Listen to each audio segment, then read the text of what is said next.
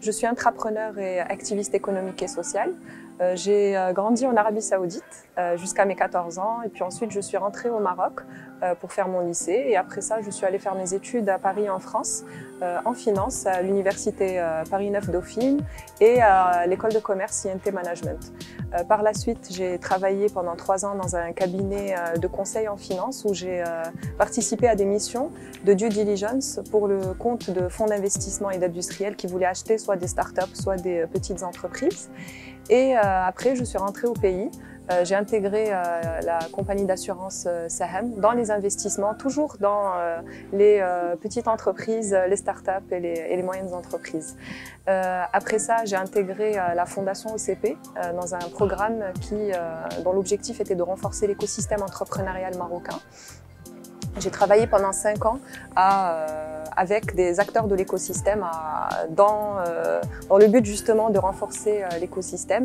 Et après cela, j'ai intégré l'université Mohamed VI Polytechnique de Ben Guerir dans l'éducation, toujours dans l'entrepreneuriat. Et aujourd'hui, ce que je fais, c'est que je forme des aspirants entrepreneurs africains à l'état d'esprit entrepreneurial, mais également aux fondamentaux de l'entrepreneuriat. Je suis également présidente d'une association qui s'appelle Metin et qui œuvre pour la facilitation d'accès au marché des coopératives qui sont isolées.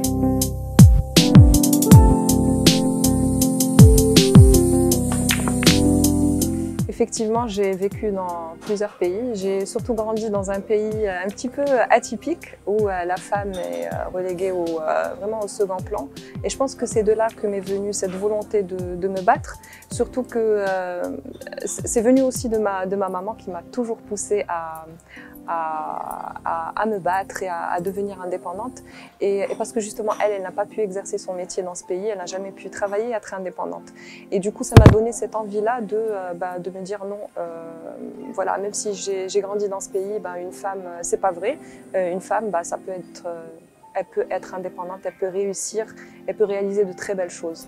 Ensuite, je suis allée en France, effectivement, c'est le pays qui m'a un petit peu formée. J'ai vu des choses, j'ai vu des rôles modèles, j'ai vu des success stories. Puis après, j'ai voulu revenir dans mon pays, le découvrir et aussi contribuer à son développement. C'est pour ça que je travaille beaucoup avec les entrepreneurs femmes.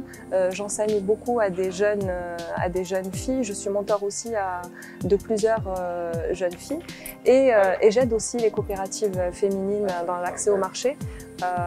Voilà, aujourd'hui, ma volonté, c'est vraiment de contribuer au développement économique et social de mon pays.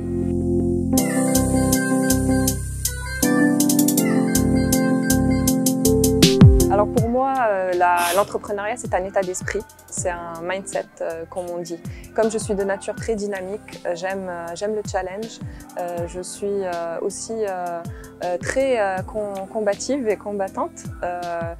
J'aime prendre le risque, j'aime également servir les autres. Et tout cela, je le résume dans l'état d'esprit d'un entrepreneur et c'est de là que vient ma passion de l'entrepreneuriat parce que je pense vraiment que quand on adopte cet état d'esprit, on augmente ces facteurs clés de succès et de réussite dans la vie.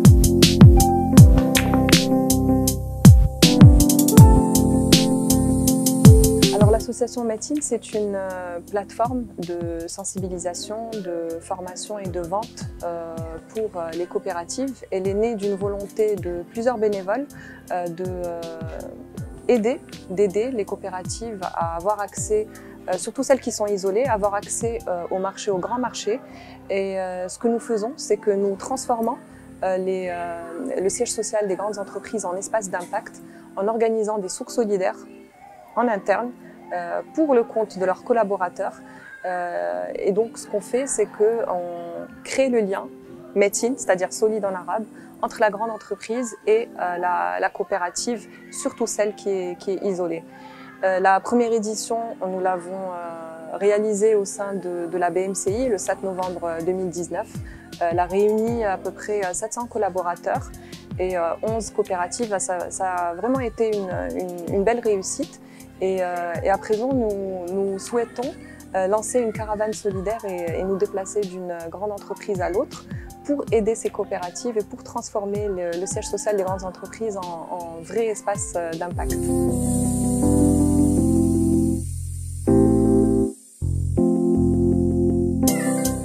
Alors le principal obstacle pour la femme entrepreneur au Maroc, c'est la société, l'environnement et les freins socio-culturels dans lesquels nous vivons, surtout pour les femmes qui sont dans le milieu rural et qui sont également des entrepreneurs et des femmes membres de coopératives. C'est ce poids qui nous décourage, la famille, l'entourage qui décourage et qui empêche la femme de s'épanouir et de réaliser des choses parce qu'elle en est capable. Et du coup, je pense que automatiquement et inconsciemment, on se met des obstacles et des freins psychologiques et on n'ose plus, on n'a plus d'audace, on pense qu'on n'est pas capable de réaliser des choses. Donc je pense que c'est vraiment les principaux obstacles. Et après, c'est des obstacles qui sont pour moi propre à n'importe quel type d'entrepreneur, homme ou femme, c'est-à-dire difficulté d'accéder au marché, manque peut-être de skills et de compétences, donc un besoin d'accompagnement, des difficultés à accéder au financement. Donc voilà.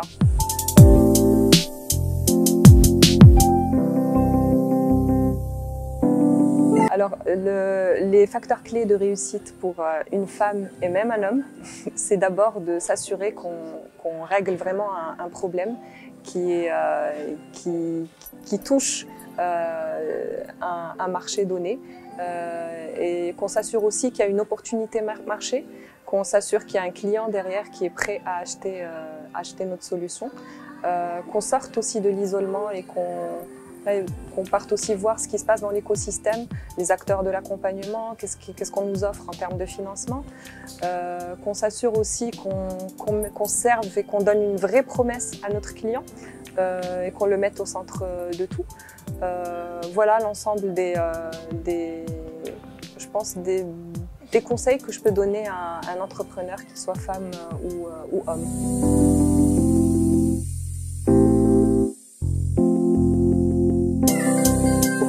Justement ce cap et ces obstacles, moi je lui dirais à la femme qui aspirante entrepreneur qu'il faut qu'elle franchisse le cap tout simplement et qu'elle dépasse les obstacles et qu'elle n'écoute pas ce qu'on lui dit, son environnement, parce qu'on va beaucoup la décourager, beaucoup dans notre société.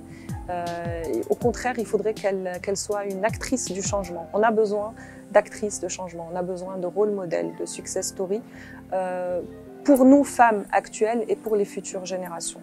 Et je lui dirais aussi, et je dirais à toutes les femmes qu'il faut sortir de l'isolement et networker. Et aller voir les réseaux de networking, les réseaux de mentorat, il en existe. Aller aussi dans les événements. Il faut vraiment sortir et le réseautage est très important quand on veut devenir entrepreneur. C'est comme ça qu'on arrive à accéder à des marchés.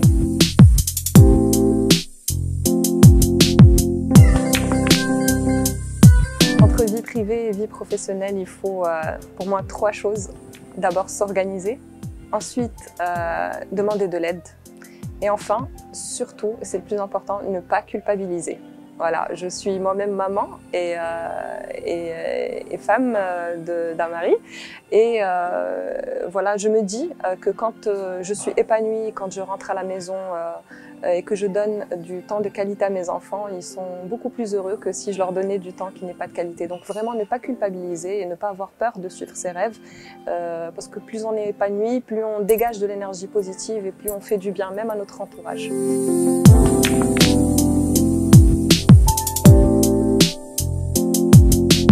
Effectivement, cette question, on la pose toujours aux femmes et jamais aux hommes.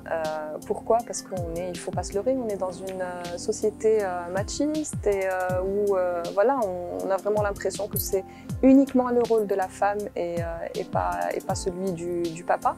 Et je dirais aussi, c'est un petit peu aussi nous qui engendrons ça. Parce qu'inconsciemment, quand on devient maman et quand on devient femme mariée, on a une espèce de charge mentale, on s'autoproclame chef de projet de la famille et on prend rapidement nous-mêmes nos responsabilités.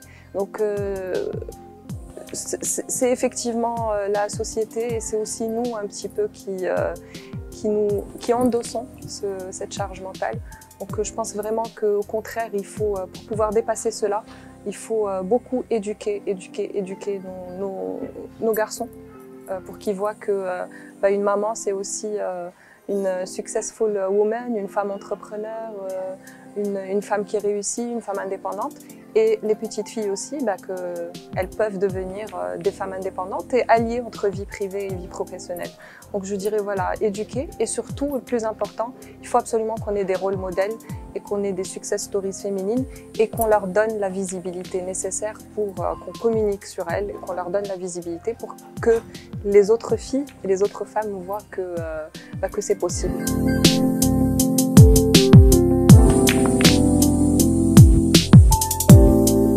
Deux choses, vu qu'on est quand même des mamans, des sœurs, des copines, éduquer ou bien éduquer quand on est une maman, son fils et sa fille, et accompagner quand on est une copine ou une sœur, et aussi devenir soi-même acteur, actrice du changement, devenir des rôles modèles et des success stories et ne pas avoir peur de sortir du découragement, c'est-à-dire ne pas avoir peur de se battre et de prouver que nous les filles, on est vraiment capables de réaliser de très très belles choses.